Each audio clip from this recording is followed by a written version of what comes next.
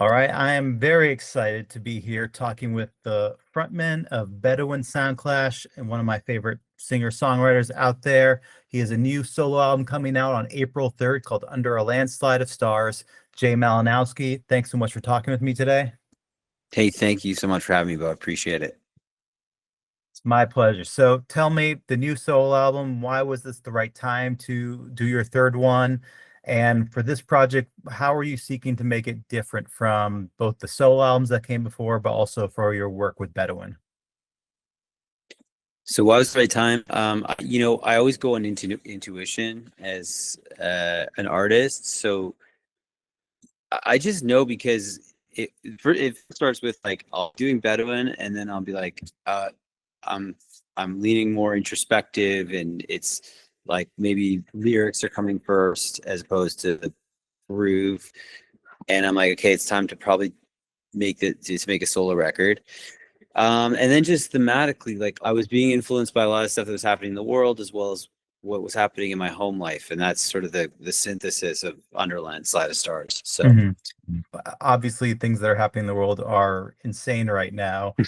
I mean, I'm yeah. sure, now being a father and, husband, it has your mind probably focus on these things a lot more. And It's interesting because I've talked to people and I'll keep it to dads. It goes like both ways, you know. Mhm, So for me, I think I was a lot more concerned with what people thought and did that had nothing to do with me mhm, um, before I had a family. mhm, And then once I had Finn, I think that I like that. I know I started to like engage with the world and see that there was so much good in the world. Seeing my son growing up, and there's like just on a very small individual level, um, there's a lot of love and there's so much beauty to this world that I mhm, didn't necessarily. I think I was more like a punk rock nihilism kind of person, but before that, and leaned mhm, into that kind of thing. So that's sort of the interesting thing is that I think that my general outlook on the world is a lot better now than it was before. But that's mhm. on a personal thing. Do I think that the world has gotten a little bit more raucous since in the last decade? Yeah, definitely. Definitely on both sides of everyone's just charged up. And Mhm. that's where I thought about that was, as I said earlier, kind of the synthesis of Under a Landside of Stars was I was thinking about love a lot, and like that my love for my son and my wife on this really small level was authentic. It was pure, and there were no complications. But when you take love somehow which I think is the greatest thing that we have in our lives, is in terms of the most powerful thing and that we do as humans. Um, but when you take that very spiritual experience and you expand it onto a group level, it gets really fucked up. And we see it countless. Like, I mean, you don't have to be a historian even. You can just see it now, right? Like the amount of people that think that based on their group conscience, the love they have for their that only goes to the edge of their group, whatever that group might be, whether it's a religious group, whether it's a social group, based on whatever, that love only extends to those people. But also that their divine creator, their God of peace or God of love, who created everything, also ordains it possible for them to violently destroy anything else that gets in the way of that, which is like those two things coming together are peak insanity. And I think that that absurdity of life that we can witness all the time now, we really do witness it all the time now. It's like, it feels like you're in an Albert Camus book or like a character out of that, or it's like very like the absurdity Mhm. of life. And instead of descending into the nihilism that, say, like Sartre or Camus would give, I I think I go back to having my son and my wife, that there is so much value in this world and beauty in this world and meaning, but it doesn't come from these grandiose things. And so with that all under the umbrella of, like, I sort of thought about all the crazy stuff that we do to each other here for whatever reason, but we do it all under this massive backdrop of these stars Mhm. that we know, like, and whether you think there's any sort of higher power or God, anything, you have to at least admit there's some sort of mysterious, massive thing around us that we have no concept of. And on this little small speck of dust, we in the galaxy, we commit pretty atrocities for some pretty meaningless gains. So Yeah, I mean, I love that, and I love your new album, which I've had a chance to listen to a couple times now, which is fantastic. So first, congratulations on that.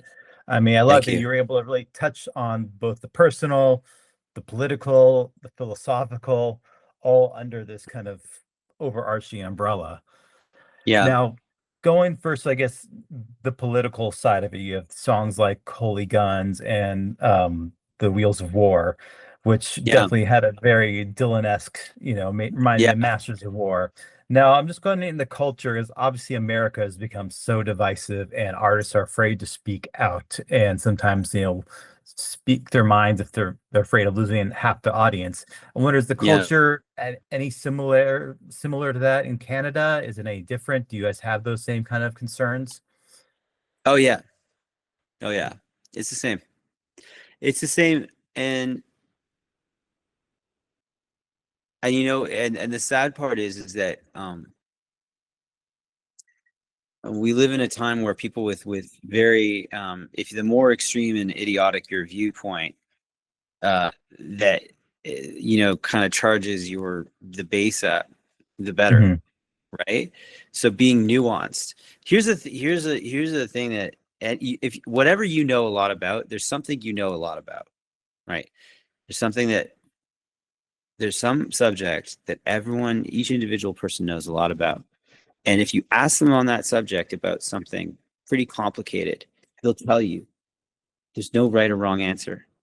Like, there's no one simple answer. And once you get into it, you realize that both sides of an argument are usually right in some way. But suspending that belief for the other shit that we know absolutely fucking nothing about, and I think that, like, I agree that well, we live in a pretty complicated time. But yeah, to your point, um, I say this at shows. I think that politics are the most uninteresting part of someone's personality and who they are. It says Mhm. nothing to me about who you are as an individual. It's like the lowest vibration we could talk on. Like, Mhm. I understand that there's core principles within someone's, but I bet you if you get down to those core principles, they're the same. It's just that they're emanating in different ways. Well, I think that this is you know, more or less, you'll meet people who have absolutely no compassion, but for the most part, I don't think that's true. And I think it's just like Mhm. on the very surface level, we've decided to express ourselves in different ways. And but I say that it shows, like, I'm like, I have no interest in that, because the deeper problem is the spiritual Mhm. that we face, and not a religious thing. It's just what are we doing here? Yeah. What Well, exactly are we doing here? Because I don't know. I don't think anyone's come up with with a compelling answer. I mean, and they I don't have. know if anyone's going to come up with the answer to that. That's for each of us to decide on our own. Yeah, yeah, You were put on this planet to make great music and be a good father and husband. yeah. Well, there you go. That's a Yeah. great. I agree. That's a what a an honor to, like, yeah, to be involved in raising a child, and yeah, those things Mhm. are. I agree with you on that, and I Mhm. didn't know that till I had a child, till I had a son. I was Yeah. like, wow. So So as you say, like everyone expresses themselves in the different ways. In your songwriting, you have always expressed yourself really well as a storyteller, whether it's stories that are based on your life or true stories you've read about, or in this record you've said you've embodied a number of characters kind of in your songs like Die for Love and Holy Guns to kind of tell those stories. So I'm wondering, what are the challenges as a songwriter when you're attempting to draw from either true life or these fictional narratives, and what is more fulfilling for you at the end? You know, the challenge I think is not is one that I haven't seen as clearly when I'm, you know, in my past, like where like don't try to insert yourself too much in it. Hmm. Sometimes I'd be writing like a story, like when I was doing like the Martell, I did a record called Martell, and I wrote a book that went along with it. And a lot of the times I was scared of the character and how it would be perceived. And because I thought it was me. Hmm. And so I would hold back. I'd be like, well, I can't have him do that. Like, you know, what if people think that what would people think? That idea. Hmm. I think you know, for a song like Holy Guns, my wife plays violin on it or fiddle on it, and she's always like, "You need to explain that song after you play it because we'll play it live, and then Hmm. everyone thinks you're gonna be like you're trying to like start a cult or something like that." And there's a good example of like I'm like, okay, I'm gonna dive into this character, like somebody who is just so extreme. And I think that there's a part of us. What I've learned is that we want those characters. We want those characters because there's a bit of us in them, right? Hmm. Whatever character it is, there's a bit of us in the human experience that goes that we're all a bit of a fanatic, and we've all been overcome by some sort of ideation at some point, and Hmm. thought, and the world just fell into place and made black and Hmm. white, everything became black and white, and you know, and that was so for me with like it's leaning into it without any fear of um it's art, and that's the place we get to do these things, you Hmm. know. Yeah, like speaking of like Die for Love, just listening to your vocal approach on there, I could hear some different like styles of inflection and just the way you phrase things. And I'm wondering, like an actor, do you almost go when you're singing something from the point of view of a character, do you go method? Are you trying to create like an original vocal approach for each of these people to kind of speak for who you think they Oh. are? um no, well, yeah, I guess so. Like, you know, this Die for Love, for sure, when it comes to like maybe the melody, the Mhm. and that one's definitely like very punchy, and I was Mhm. like, and so yeah, like when it comes to the like maybe the structures of the songs, I will do that. Mhm. um and Yeah, I mean, for that song there was a lot of interest. Like I was definitely like, I mean, I was even probably channeling some like John Fogerty, trying to like, you Mhm. know, I was a big CC. I loved CCR when I was growing up, actually. And to me, probably no one else will hear that, but anyway. Hey, no, who doesn't like CCR? I mean, they're Yeah, I still know. one of the Who doesn't biggest like rock CCR? bands They're ever. But they're one of the best. I will say they're one of the best rock bands that ever no, played, I for got to sure. see at the Beach Life Fest, John Fogerty. He did all the Did hits. you? Yeah, a couple years ago. Yeah. Amazing. Was he good? But yes, Yeah. oh, he's very good. And Yeah. he was having such a blast. He was on stage with his sons, playing. So, Oh, fuck, that's um, so cool. yeah. So structurally, you just mentioned like when you're doing these story songs, do you have like the narrative outline that you want to tell, or does it come kind of organically as you're writing the song? Because like any novelist, you've written a Yeah. story. Sometimes some people work well as a architect, having every little section drawn Yeah. out. Some work better as a gardener and letting it grow organically. Both. So you Hmm. want to have enough line to like not have to know that you're gonna go off the road at some point, Hmm. and then explore that space, but you also have to know how to come back. Sometimes I Hmm. like will start writing something and be like, and then I let it flow Hmm. with, because the thing I love about music the most is that you're making poetry. Hmm. You're putting poetry to rhythm. And so there are some words that just have tons of meaning, more so than if you're Hmm. writing prose. Like you'll put it with on the end of of um a line, and it explodes with meaning, and you Hmm. don't know what that meaning is. It's just like, man, I love the way that sounds, right? With like that word just sounds incredibly Hmm. powerful, like phrase like that.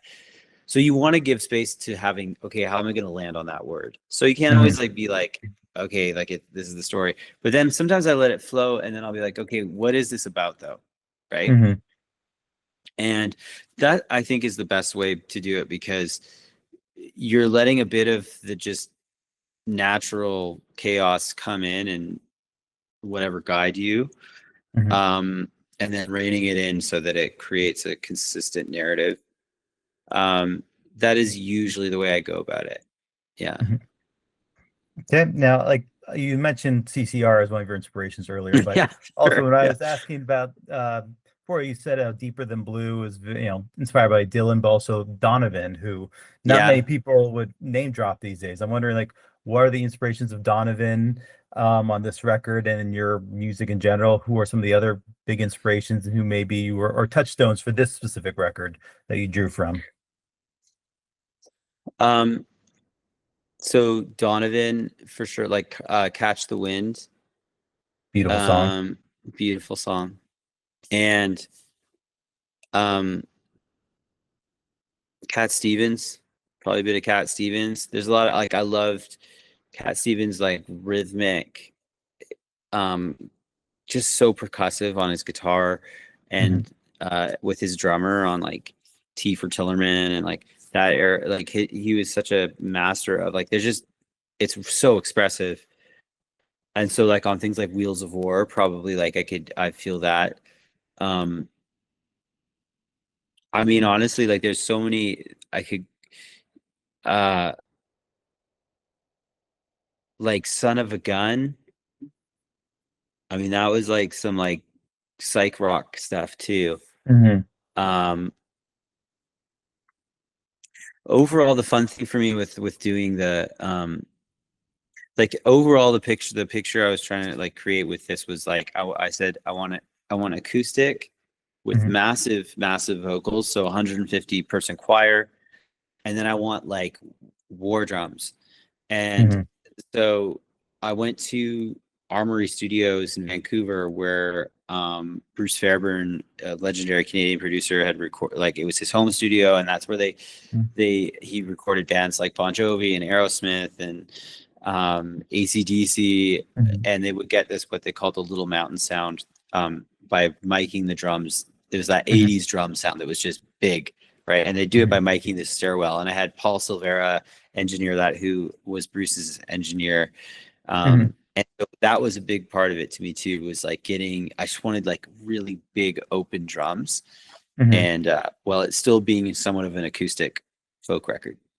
Yeah, I mean, sonically, I could hear there's a lot of atmosphere here. There's a lot of space on the title Mhm. track at the end, on the song Mountain. And I Yeah. guess, yeah, as like a producer, you're kind of were you just trying to get that kind of specific feel for, all the songs, but also like some had a little bit like Shipwrecks, I feel is still a little bit closer sonically to maybe a Bedouin Soundclash song than Yeah. some of the other ones. I was actually thinking that today because it came on. And that was the only one that was recorded down in LA with Mm, in a totally different place. So yeah, there you that go. makes sense then, yeah. Yeah. So, what I guess s- as far as like how do you see the album sonically connecting to the themes of love? And like what was it about, certain songs that made you want to capture a certain type of production, a certain like feeling and atmosphere? Well, I think that's the simplest thing is that there are those massive, huge choir songs, which would be like the Yeah. group, exponential, Hmm. crazy, and then really, really intimate songs, Hmm. like Half Moon Bay or Under Landslide of Stars, Deeper Than Blue. So it was going really in between those two extremes, and I Hmm. think that was the synthesis of the idea of the album too. Hmm. Yeah. Now, so working with all these choirs, I'm curious, like, were you directing them yourself, or did you have sort of a choir director? Because I'm sure, like, the world of punk and rock, you don't necessarily get as much experience, working with Yeah. full choirs. So I would come up with like I would program all the like just generally speaking the choir parts, right? Hmm. And then but in terms of conducting them, that's an entirely different skill set. And Hmm. so Mark Jenkins, who runs YY Jay choirs in Hmm. Victoria. He conducted the big 150 person community choir Hmm. of hip on this record. And then the same for the choir in New Orleans. My friend Rick Nelson did the choir down there, Hmm. and he like arranged and stuff like that for that as well. But like I would Hmm. program it beforehand and then be like, okay, I don't know, this is as far as I can get it. Yeah. Because you are right, like Mhm. um, you can't. It's not. It's a skill in itself, you know. Mhm. Yeah, I can only imagine. I have no musical talent except for a little guitar. So yeah, you mentioned Shipwrecks was recorded in LA. I'm guessing as Amy Interrupter was down there, who you got on the song. Did you first meet her and the rest of the band during the tour, or did you guys know them before through another show? We knew them from like a tour way back, Hmm. but way back. We knew them from Hmm. 2018. We might have Hmm. met them 2000. Well, maybe Warp Tour 2017 in Toronto. We met them, Hmm. and yeah, they're just good friends. We just love them. They're Yeah. just How such often great do you people. like the artists you get to like play with and tour with? Do you actually form like real friendships, like Yeah, outside of the, just occasionally see him saying hi at a concert? very rare, right? Like, I Hmm. mean, because once you're off tour, you're in a different headspace altogether. So Hmm. it's pretty rare to like be like, hey, like let's go get dinner or something like that. Hmm. Also, everyone's so busy. Yeah. So yeah, but I would say the interrupters actually I see the most if I'm off tour. Like I Hmm. see because if I'm down in LA, I'll be like, hey, what's up, guys? Like, but I don't see. Yeah, so many. Your life is kind of like on and off the road is sort of Hmm. always pretty segregated. So It's like a little Severance-esque where you have like the yeah, tour you get life. off and it's just like a different. It's totally. Well, you know, it's like I'm sure it's like work friends, right? Yeah. Like you have work friends, and you're like, if you see them at somewhere else, you're like, oh, this is where I'm supposed to see it. So Now, for your collaboration with her, like how do you like to approach collaborations in general? Do you like to start from like writing with the artist you want to collaborate with, developing it on your own, or do you often have a song that you like to, hey, I would love to have you on this part? yeah, You know, what like is it's most usually comfortable that. for you? It's usually that. I mean, it's like usually it's I'm like, hey, I've written this song, and I think you'd sound great on it, Mm-hmm. and we go from there. Um, because it seems harder and harder to get into the studio. I think it's great to get into the studio and just write something. Hmm. But I feel like to do that, you have to really. I'm the type of person, at least, I've learned this from trying to write with people. Hmm. It's something you do after knowing someone for a while, you know. Hmm. So, or Yeah, unless I'm you just sure. click like immediately. But I'm not that. I'm not a professional writer like that. I'm not someone who Hmm. just walks into a room and is like, "Hey guys, what do you got? Let's do it." You know, like Hmm. I know that's a real skill to have, but I don't. I've realized by trying that I don't have it. I mean, yeah, to collaborate with someone on something as personal as your art, I'm sure, you have to have a level of trust with them that doesn't just happen overnight. Yeah, totally. So you're going to launch into a solo tour later this Yeah. spring. How do you see yourself translating some of these songs that have such like big choir parts and, different elements on the road with you? You know, it's a good question. I think every show is going to be different. Like I'd love. Hmm. I've done a few with that choir, and it's great, and we Hmm. record it so people can see that. And then I think what I've learned is that every show is just you adapt the music to fit the players and Hmm. the song becomes what it is for that scenario. One thing that I've actually really loved doing Hmm. is playing on my own with just like a cajon or like just like a Hmm. kick pedal and doing all trying to do as much as possible on my own. I Hmm. found those to be some of the best I've done. Nice. Are you Mhm. planning on keeping the set list like mostly from the new album? Or are you going to draw for some of your previous solo stuff that you've released? Oh yeah, I'll have tons. I'll do a gamut from Bright Mhm. Lights, uh, Martell, uh, and Under Landslide Stars. So I'll be pulling from all three albums. Awesome. Yeah. So I know you're releasing it through Dynalone Records again. I guess you guys have a good relationship with them. Yeah. Uh, Love do them. you like to get involved with like all the aspects outside of the music, like the marketing, the videos, promotion? Like how much do you want to be part of that? And how much you say like you guys handle this? These days you're doing basically as an artist, you're doing basically everything. not Hmm. not like in terms of that kind of stuff. Like if you're gonna do a Yeah. video, you've got to do it yourself. So and I love doing it because it's part of, to me, like my favorite bands created worlds for you to exist in with their character, whatever Hmm. they were creating. So I think it's one of the fun parts of doing this is that you get Hmm. to um share that stuff. So So after the tour in the spring, I think you said you're going back with Bedouin to possibly record a new album, or what's the plan for following the tour? yeah, we're just starting it up now. So like Mhm. I what I my goal is always to like have um everything kind of like not have like kind of like a big lull between stuff, you know? Mhm. So yeah, I'd love there. I think we're gonna start. Well, we might put some stuff out this year actually. We'll see what happens. Fingers Yeah. crossed. Hey man. I was telling Eon when I saw him at your recent show here in LA that you guys could at least just put out the Sheila Teaches History as a single since that one's only That's been true. vinyl That never available. came out. You know Yeah, what? We should just tie people over. I will. Like I'll tell our management that actually. That's a good idea. Yeah, because yeah, I mean these days in the world of algorithms, it's about keeping Keeping the it channel. consistent. Yep, Yeah. totally. Well, Jay, thank you so much for taking the Yeah. time to talk with me. As I Thank you, said, man. this new album is Dude. fantastic. And Yeah. yeah, I'm looking forward to seeing you when you come back here to LA on your next solo outing. Hey man, thank you so much, Bo. All right, take care. Yeah, you too. Bye. Bye.